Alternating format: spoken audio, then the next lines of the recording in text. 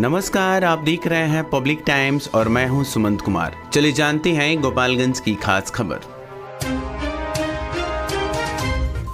गोपालगंज के सदर प्रखंड स्थित दरगाह मोहल्ला निवासी युवा तेज गेंदबाज साबिर हुसैन ने आईपीएल 2026 के अपने डेब्यू मैच में शानदार प्रदर्शन कर इतिहास रच दिया। इंडियन प्रीमियर लीग में सनराइजर हैदराबाद की ओर से खेले हुए साकिब ने 24 रन देकर 4 विकेट चटकाए और सभी का ध्यान अपनी ओर खींच लिया। मैच में उसका सामना राजस्थान रॉयल्स के विस्फोटक बल्लेबाज यशस्वी जायसवाल से हुआ, जिन्हें उन्होंने शानदार इंग स्विंग गेंद पर आउट कर दिया। अपने पहले ही मैच में ऐसे घातक गेंदबाजी के क्रिकेट विशेषज्ञों को भी प्रभावित किया। साकिब की सफलता के पीछे संघर्ष की भावुक कहानी छिपी हुई है। आर्थिक तंगी के बावजूद उसकी मां ने अपने गहने बेचकर बेटे के लिए जूते और क्रिकेट किट खरीदी। पिता ने भी हर मुश्किल में उसका हौसला बढ़ाया। आज वही मेहनत और त्याग रंग लाई है। उनकी इस उपलब्धि से पूरे गोपालगंज और बिहार में खुशी की लहर है। लोगों ने मिठाइयां बांटकर जश्न मनाया। साकिब हुसैन अब लाखों युवाओं के लिए प्रेरणा बन गए हैं और सभी को उम्मीद है कि वह जल्द ही भारतीय टीम में भी अपनी जगह बनाएंगे।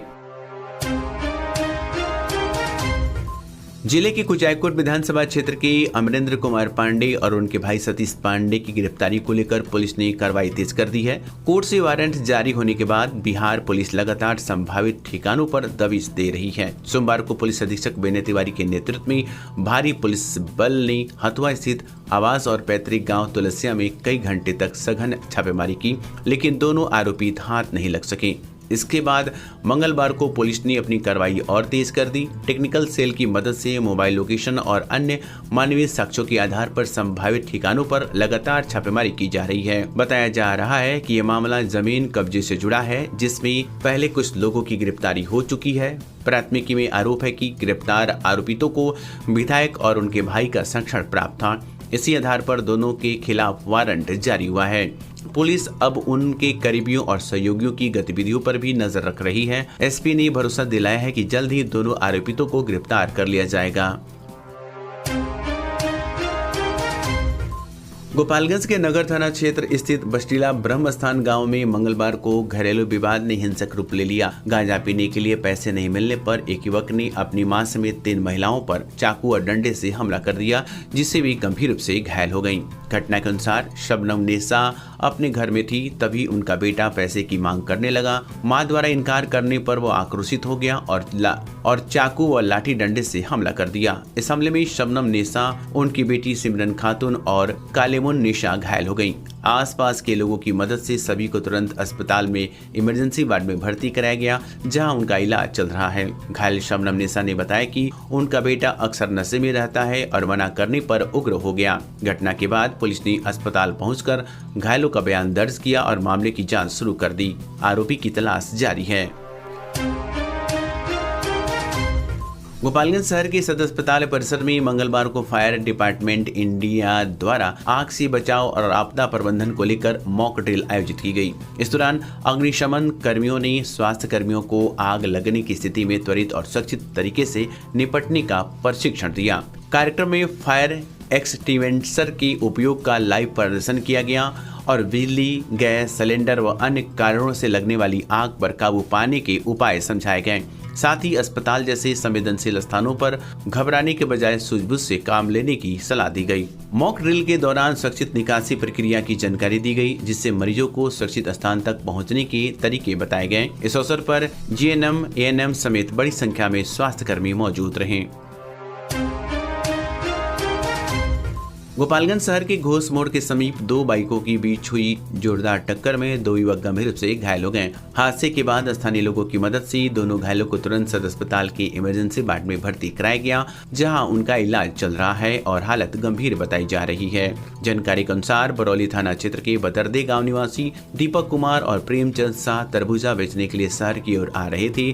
जैसे भी घोष मोड़ के पास पहुंची, सामने से आ रही एक अन्य बाइक से उनकी जोरदार भिड़ंत हो गई। टक्कर इतनी तेज थी कि दोनों युवक सड़क पर गिरकर गंभीर रूप से जख्मी हो गए। घटना की सूचना मिलते ही पुलिस मौके पर पहुंची और मामले की जांच शुरू कर दी है। दुर्घटना के कारणों का पता लगाया जा रहा है।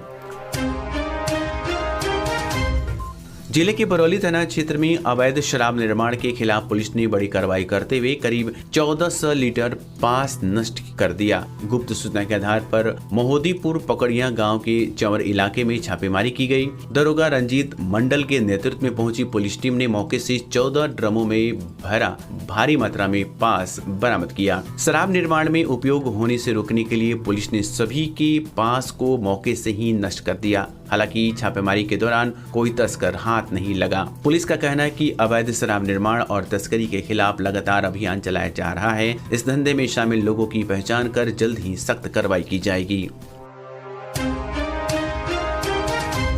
जिले के मोहम्मदपुर थाना क्षेत्र के बहादुरा स्थित SS-90 पर मंगलवार को एक भीषण सड़क हादसा हुआ, जिसमें यात्री बस और DCM ट्रक की आमने सामने टक्कर हो गई। हादसा इतना जबरदस्त था कि बस के परखचे उड़ गए और 2 दर्जन से अधिक घायल हो गए। घायलों में बैकुंठपुर और मसरक थाना क्षेत्र के कई लोग शामिल हैं। सभी घायलों को पहले झाझवा ट्रामा सेंटर में भर्ती कराया गया, जहां प्राथमिक उपचार के बाद गंभीर स्थिति को देखते हुए उन्हें मॉडल अस्पताल रेफर कर दिया गया। फिलहाल इमरजेंसी वार्ड में उनका इलाज चल रहा है। सूचना मिलते ही मोहम्मदपुर थाना अध्यक्ष श्याम नारायण प्रसाद मौके पर पहुंची और दोनों वाहनों को जब्त कर जांच शुरू कर दी।